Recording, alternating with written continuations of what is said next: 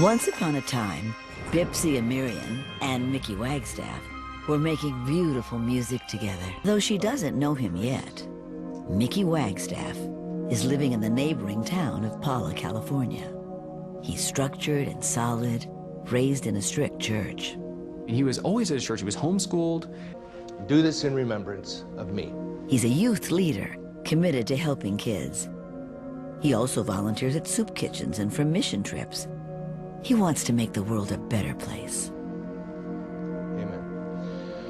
Now the Lord... In the Seventh-day Adventist church he attends, Mickey is taught to be wary of flashy things like tattoos and jewelry, and anything but simple, modest clothing and a quiet, humble life.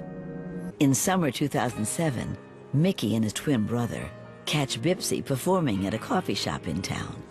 He's immediately wowed by the cute bohemian singer. She's mesmerizing. Look at me as if you are in love with He convinces his brother to be his wingman and approaches, something he never does. Good. Good. You were amazing. What's your name? Oh, sorry about that. I'm Mickey. And they were hanging around, being groupies. You were amazing. Oh, thank you so much. Thank you for coming. They talked about how much they loved her and loved her music, and it seems as though they hit it off really well. It's the first moment that will lead to love.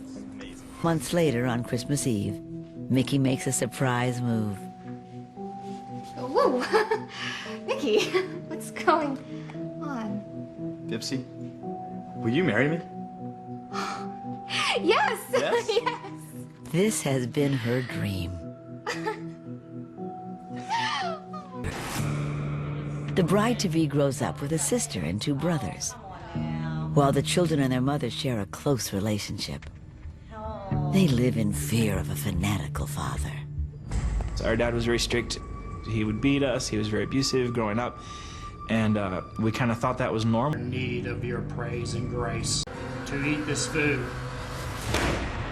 Praying like that'll get you a ticket to hell. All of you, get up to bed. Bipsy is 12. Her mother finally musters the courage to divorce.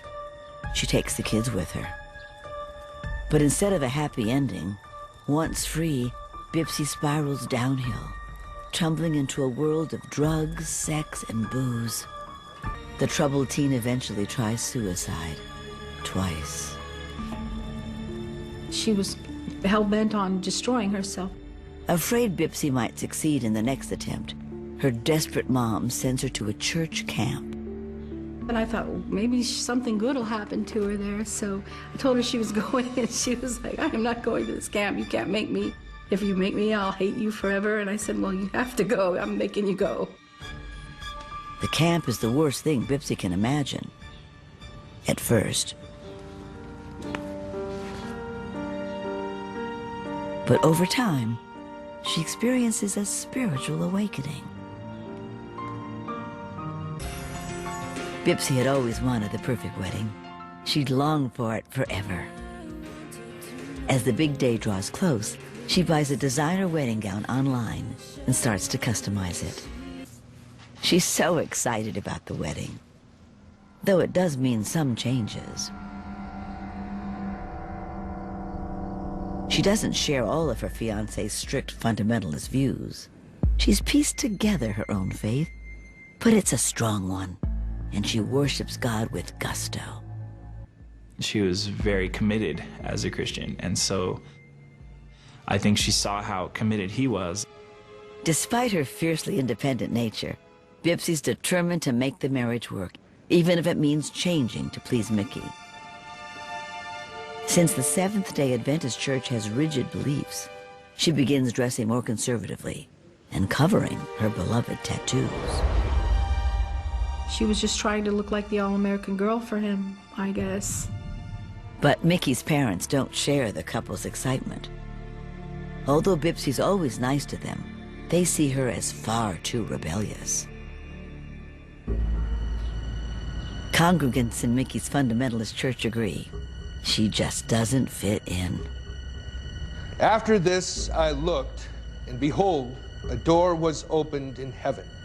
They require members to live quiet lives, make all their entertainment Christian-based, and steer clear of anything but the most modest clothing. Mickey fits the bill.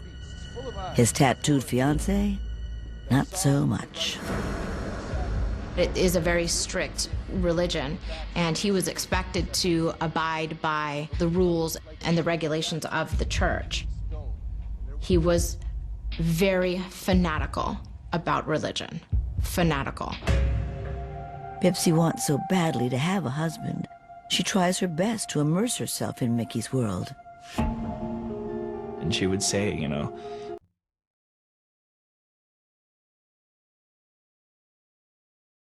and I can still make this work. But not everyone in the congregation accepts her. And her inquisitive nature gets her in trouble. At one church gathering, she asks one question too many. I'm not so sure. You're not so sure about what? About your sermon. The message that you're trying to... And what did you have a problem with? Well, it's confusing how many rules that you have to have just to get into heaven. I don't understand. Why do you have to fear this so much just coming from your... You can leave now. Pastor, she didn't mean anything by it. Out. Now. Pastor. And they pretty much told Mickey, well, you stop seeing her and don't have anything else to do with this girl. And so he said, no, I still want to. Mickey refuses to allow the church to come between him and his true love.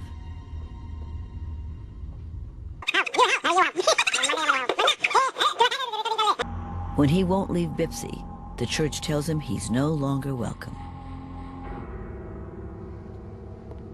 It gets worse when he tells his parents.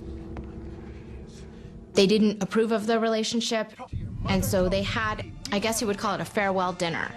And if you think you can stay under this house and bring her into it, and that we are going to allow it, you are wrong. In which they told him, you know, if you're going to continue to go down this path, we're not going to be a part of it. His parents disown him and kick him out of the house. It's incredibly painful for everyone. This is where the conflict comes with Mickey. Where does that put him and his beliefs and who he is? It's a scary place for Mickey to be. Still, he's determined and committed to seeing the marriage through. But 1 month before they're to say I do, the couple is nowhere to be found. I guess she told a friend, don't tell anybody, but we're going to leave the country. She had a brand new passport that she'd never used. But the truth about this couple is far more sinister. It's been 2 days since anyone has seen Bipsy Amirian and her fiancé, Mickey Wagstaff. The wedding date is just a month away. Bipsy's customized dress is almost ready. She and Mickey have passports set for a secret honeymoon. But Bipsy has another secret she's been keeping. She's having doubts about Mickey. What Bipsy only shares with her journal is that as the wedding day nears, she's not sure she should do it. As Bipsy said in her own writings, she said she was kind of split because she wrote, "Why do I have to settle for Prince Acceptable?" She said, I shouldn't have to do that. She starts to realize she's been so focused on getting married and starting a family, she hasn't taken the time to make sure Mickey is Mr. Right. But now, she's starting to see another side to her fiancé. I suspect they started fighting about the wedding and how to go about doing the wedding. And I think during those conversations, Bipsy might have realized that he had issues. You're doing it wrong! It looks stupid! Why can't you just be normal? He was controlling, that he was angry that maybe he wasn't somebody she wanted to spend the rest of her life with. His anger and possessiveness reach a breaking point after he's kicked out of his church and his parents' house. So I'm sure he became even more obsessive. So he felt like he gave up a lot for her so he could marry her, and that probably contributed to him feeling like he deserved, or some selfish thing, like he deserved to be with her because he gave up things for her. As the big day nears, she's increasingly torn. Even as she shows the dress off to her mom, her doubts bubble to the surface. She came over Monday to try on the dress, and she didn't seem happy. Hey, hon, are you sure you want to do this? It wasn't a true excitement, more like a feigned, manufactured type of excitement, you know, like going through the motions. You know, it's not too late to call it off. Okay? I know. She can no longer hide how she really feels. The day after showing off her dress, she calls Mickey and tells him they should rethink the wedding. She was not happy. She didn't come right out and say she was breaking up with him, but she said, you know, she didn't think that it was going to work. Unwilling to let her go, Mickey convinces her to join him on an out-of-town sales call so they can talk. And then he just took off. Against his boss's wishes, his boss had called him in for a conference. And instead of going in, he just took off to get Bipsy. Said, we're going on a trip. Her going away had nothing at all to do with her stalker ex-boyfriend. Bipsy left on her own, trying to be decent about such a painful decision, and hoping she can better explain her reservations. But they don't get far. Mickey pulls into a parking garage nearby. They started having a discussion about the wedding. It was Mickey's belief that she was dragging her feet, that she wasn't following through with the plans, you know, as he expected her to, in a timely fashion, as he expected her to. I think maybe we should postpone things for a little bit so we can figure things out. No, you're not leading me. This is not ending. It seems he still doesn't get it. She tries to explain. The wedding is not going to happen. They begin to argue. I saved myself for you. It gets heated.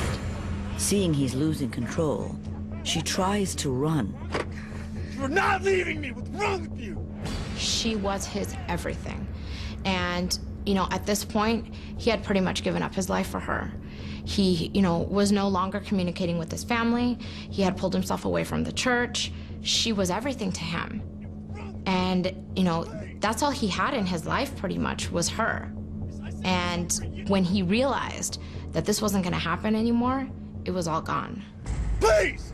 Not leaving me! What's wrong with you? He refuses to let his fiancée go, literally holding her hostage in the van.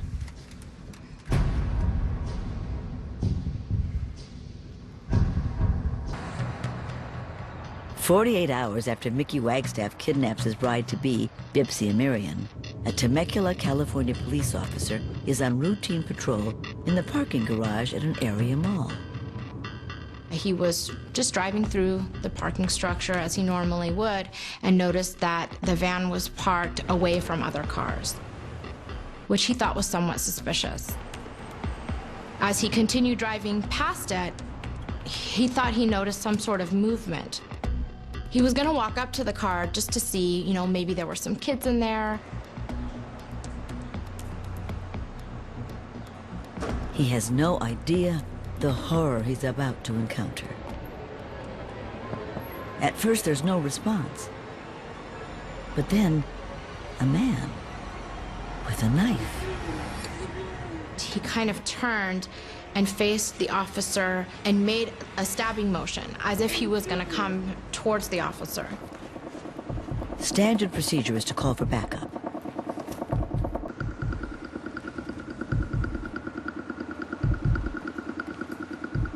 One has a taser ready. The van's locked.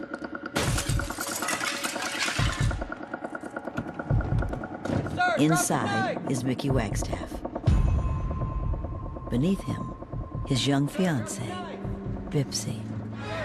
They ordered the defendant out of the car, and he would not comply. He would not comply. I mean, they asked him time and time again, and he was just in a complete and utter daze. He wouldn't respond to them. Drop the knife! They taser him to subdue him. Then check Bipsy.